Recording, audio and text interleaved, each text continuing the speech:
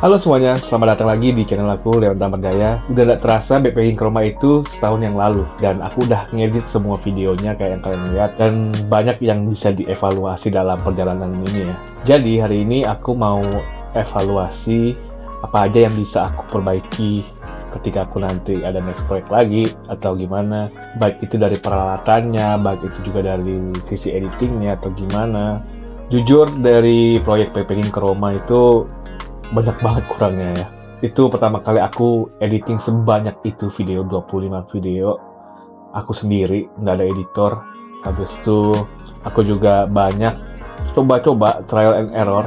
Kayak cara editingnya, habis itu mulai dari app-nya apa yang dipakai buat editing, habis itu juga color gradingnya, habis itu dari audionya, belum lagi kayak bumper-bumpernya. Itu kayak banyak banget aku trial and error.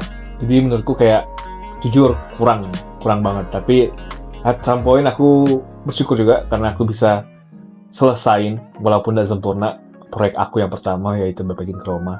It was fun, perjalanannya seru banget. Jujur buat personally aku suka banget sih sama trip kayak gini, dan semoga kalian juga suka ya. Buat kedepannya bakal banyak yang kayak gini juga soalnya, karena aku suka solo trip. Oke, mungkin aku mulai dari editingnya. Jujur sebenarnya aku bisa pakai beberapa editor, contohnya kayak Vegas Pro, habis itu juga Premiere Pro juga. Lalu aku juga pakai DaVinci Resolve, dan karena banyak teman-teman yang nyaranin CapCut, aku juga belajar CapCut. Jujur karena laptopku itu lumayan laptop tua, jadi program-program besar kayak Adobe, DaVinci itu lumayan berat banget. Apalagi kalau misalnya aku ngedit itu tanpa pakai proxy. Sedangkan proses membuat video RAW menjadi video proxy itu di laptop lama itu kayak contohnya satu tempat deh. Di IPC itu kayak bisa makan setengah hari, 6 jam. Itu aja baru konversi dari RAW video ke proxy video. Take time juga buat aku ngedit video. Satu video itu bisa kira-kira kayak 1 mingguan. Mulai dari scriptnya, habis itu color graduation-nya, audionya, voice over-nya semua, dan banyak lah gimmick-gimmicknya juga. Jujur personally aku buat color grading itu aku lebih suka DaVinci Resolve karena lebih deep warnanya, lebih masuk gitu, dan juga lebih profesional aja sih.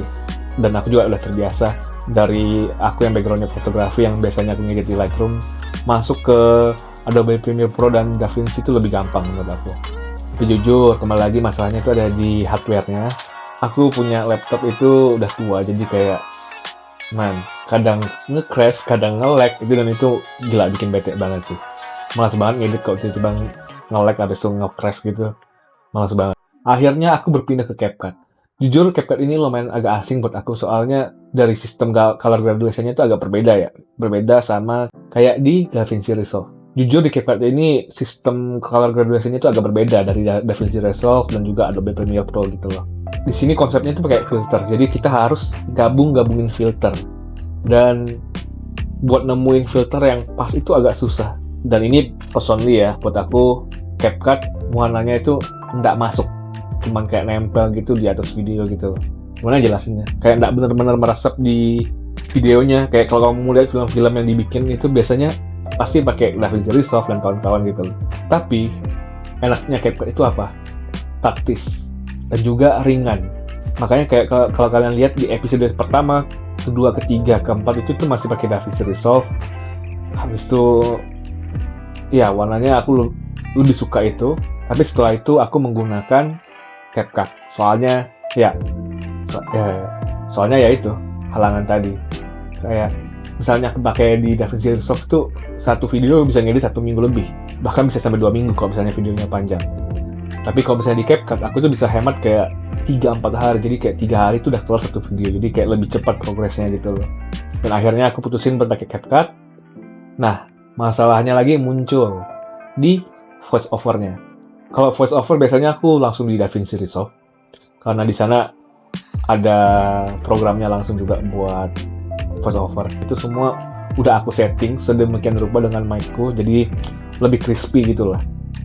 Sedangkan kalau misalnya di CapCut, kembali lagi, sistemnya itu pakai filter. Dan aku harus nyobain satu filter. Dan itu banyak banget, dan kebanyakan yang pro juga. Oh ya, kebanyakan juga filter di CapCut itu kamu mesti berlangganan atau alias pro. Dan karena pilihannya terlalu banyak dan agak susah ya, jujur kembali lagi buat voice over suara dubbingnya aku lebih suka DaVinci Resolve. Tapi ya mau nggak mau karena laptopku kentang jadi nggak bisa, akhirnya pakai CapCut.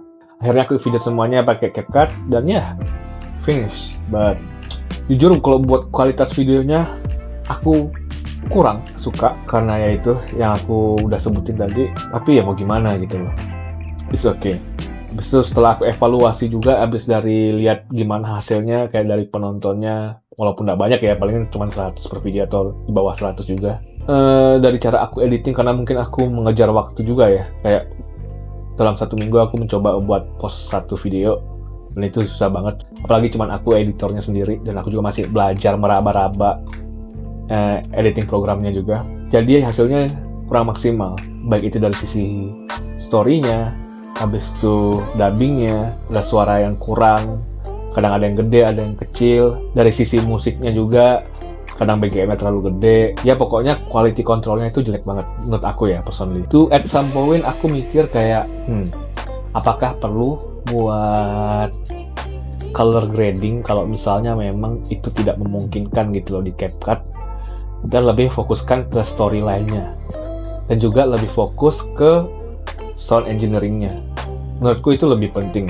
Jadi akhirnya aku berniat lagi sebelum ke proyek gede selanjutnya, aku bakal bikin remake dari PP King ke Roma, tapi dengan color grading yang biasa aja, yang nggak alay, nggak gimana-gimana kayak film-film gitu, tapi ada storyline yang lebih bagus, dubbingnya juga lebih bagus, suaranya, BGM-nya juga aku perhatiin, sound effect-nya juga aku perhatiin, bumper-bumpernya juga aku perhatiin, lebih rapi lah intinya.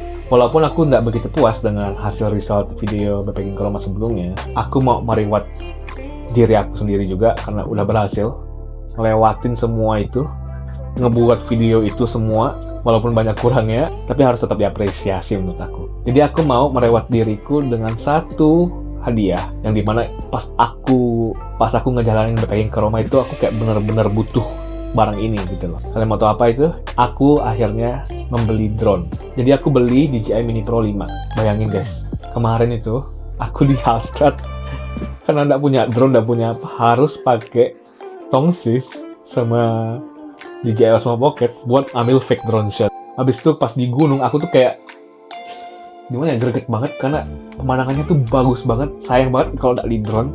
Dan aku nggak punya drone gitu loh. Jadi kayak ada yang kurang. Apalagi kalau kalian suka videografi ya, bikin vlog gitu, itu kayak B-roll yang penting gak sih? Cantik banget gitu loh.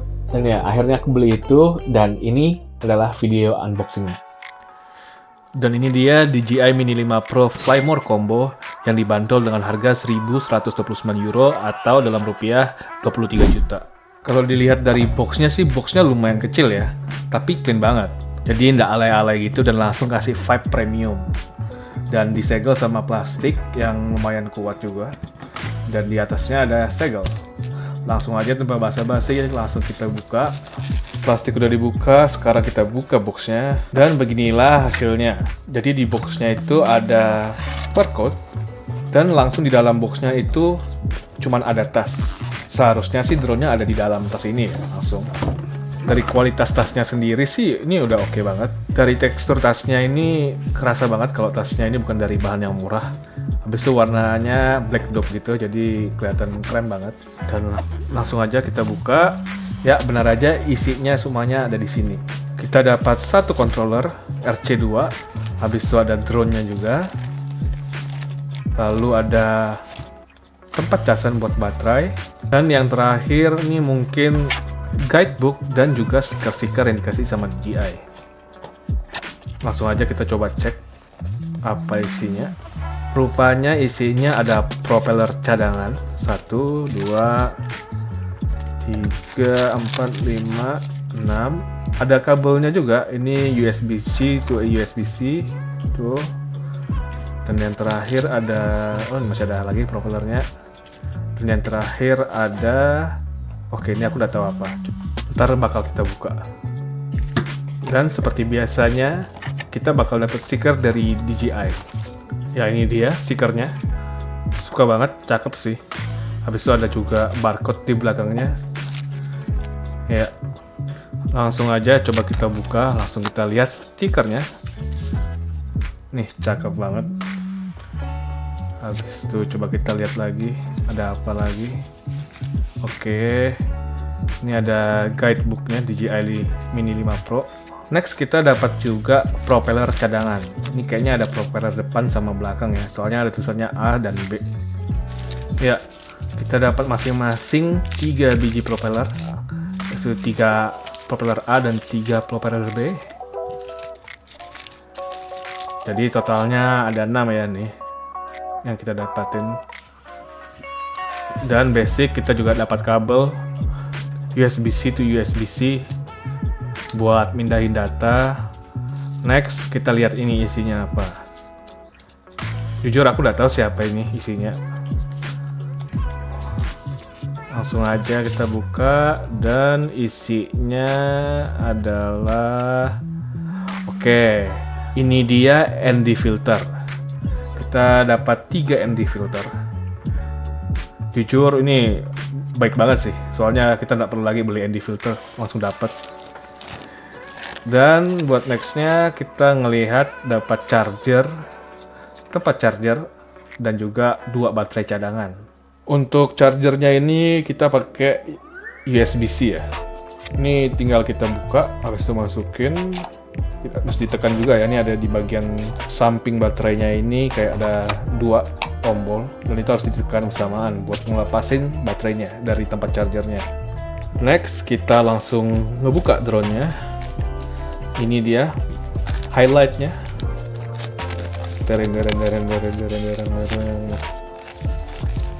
Ini dia DJI 5 Pro. Wow, keren banget sih, sumpah nah bohong. Lebih gede ya dari DJI Mini 4 Pro. Lebih gede. Habis itu di sini kita juga dapat pelindung gimbalnya, yang dimana di DJI Mini 4 Pro kita udah dapat ya. Jadi ini udah proper banget sih. Terima kasih DJI. Dan ini lihat masih disegel. Dan buat pelindungnya ini lumayan keras sih dari Mika gitu. Jadi ya oke sih, proper banget. Nih. Nice. Warnanya juga gelap, hitam gelap gitu. Jadi elegan gitu sih jatuhnya. Dan ini dia DJI 5 Pro dengan kameranya yang baru. Katanya sih sensornya lebih besar ya. Habis itu videonya juga udah sampai 4K atau bahkan lebih tinggi. Fotonya juga udah high resolution. Buat video di low light itu noise-nya udah berkurang banget. Langsung aja kita coba buka. Ini ya, ini sih ya cara bukanya sama-sama aja ya kayak di DJI Mini 4 Pro. Dan buat beratnya sendiri sama kayak DJI Mini 4 Pro, ada di bawah 250 gram. Jadi aman kalau misalnya kalian nggak punya SIM. Dan next kita juga dapat controllernya, yaitu controller RC2 dari DJI. Jadi enak banget, nggak usah pakai HP, layarnya udah ada di sini. Langsung aja kita buka antenanya. Dan ini di belakang kalian mesti ambil buat joysticknya gitu. Mesti kalian pasang dulu, kayak skrup. Oke, kita putar satu, habis itu yang kedua juga. Dan ini dia. Coba kita hidupin. Wah, gila sih. Layarnya sih jernih banget sih. Sumpah bagus banget. Dan kayak kalian tahu, kelebihannya dari DJI RC2 itu layarnya 5,5 inch Full HD. Habis itu transmisinya lebih kuat karena punya OcuSync 4 system. Habis itu baterainya juga cukup lama, bisa sampai kurang lebih 3 jam penggunaan, dan storage internal 32 GB. Jadi aman banget sih kalau misalnya kalian lupa naruh memori, ini ada storage internalnya juga. Dan ini dia footage pertama aku ketika aku pertama kali terbangin drone.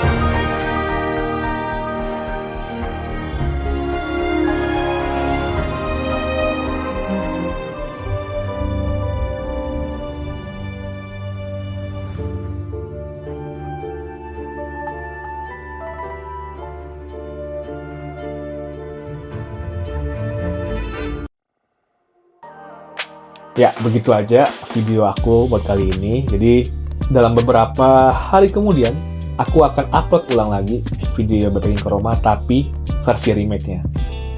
Kalau misalnya kalian lebih suka video yang hasil remake-nya, coba komen aja. Kalau misalnya ada masukan juga buat aku, silahkan beri masukan. Yang penting kritikannya itu untuk membangun video ini ya, buat kalian nyaman juga. Ya, sekian dari aku, Leon Tamperjaya. Terima kasih udah nonton video ini. Sampai jumpa di video selanjutnya. Bye-bye.